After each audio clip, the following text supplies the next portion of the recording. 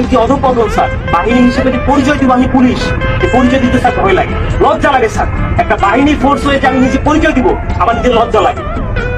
আমাদের আমি একটা ছোট উদাহরণ দিই স্যার, আমি আসার যতটুকু দেখছি, এই যে জাতীয় সংসদ নির্বাচন শেষ যে নির্বাচনটা হয়ে গেছে স্যার, এই নির্বাচনে একক যে নির্বাচনটা হয়ে গেছে, পুলিশ কি ব্যবহার করে যে নির্বাচনটা হয়ে গেছে, নির্বাচনে সারা বাংলাদেশে এককভাবে মামলা হচ্ছে স্যার।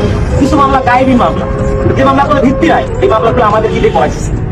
সাধারণ জনগণ যারা আছে, বিএনপি যারা আছে, জামাত, যে কিছু জানেই না, তাদেরকে আমাদের গ্রেফতার করা লাগছে স্যার।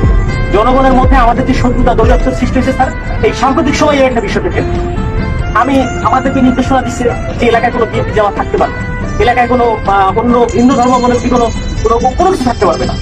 আমার এসপি স্যারকে তো আর মানুষ জানে না যে এটা আমার এসপি স্যারের কমান্ড ছিল, আমার ডিএজি স্যারের কমান্ড ছিল, কিন্তু মানুষ জানে না। মানুষ জানে যে এটা আমি একজন সাব ইন্সপেক্টর, আমি এটা করছি।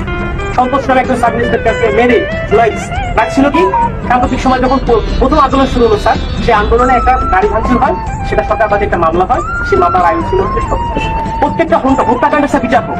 ছাত্র 200, 300, 400, 500 যা মারা গেছে এটা বিচার হোক স্যার। আমরা চাই আমাদের যে সকল সিনিয়ররা স্যার কমান্ড করছে, যারা এগুলা করছে, তারা পার পেয়ে গেল। তারা কিভাবে স্যার পার পেল?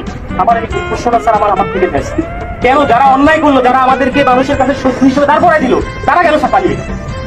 তাদেরকে কেউ আটকালো না স্যার। এই দলীয়করণটা স্যার আমরা চাই, আমরা দলীয় কোনো করণের মধ্যে আমরা থাকতেই চাই না স্যার। আমাদের প্রধান পয়েন্ট হচ্ছে এইটা, আমরা চাই পুলিশ একটা নিরপেক্ষ স্বচ্ছ বাহিনী হোক। আমরা স্যার মানে আমরা যে এই যে ইউনিফর্মটা পরে রাস্তায় বের হবো, আমাকে অমুক দলের লোক তমুক দলের লোক আমাকে ব্যবহার করবে, আমরা এটা চাই না। আমরা এখান থেকে বের হয়ে কাজ করছি। এবং ছাত্র জনতা যারা মারা গেছে, আমরা বলতেছি যে ঠিক আছে, স্বাধীন হয়েছে দেশ, আমরাও একতা প্রকাশ করি।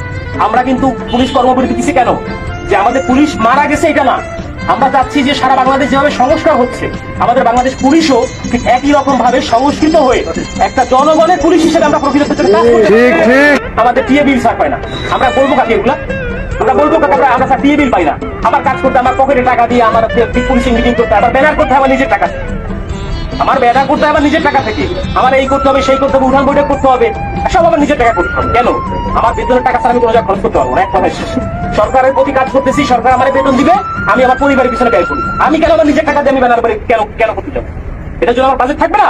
অবশ্যই বাজেট থাকতে হবে। আমার মাসে প্রথম 10 তারিখের মধ্যে আমার টিএ বিল দিতে হবে। আপনাদের বাহিনীর সাথে দেয় কিনা আমি জানি না স্যার। এই সুবিধাগুলো কি আপনাদেরও কি এরকম শুধু কমিটমেন্ট করে কি স্যার আপনাদের কি রেখে দেয় কিনা আমি জানা নাই স্যার।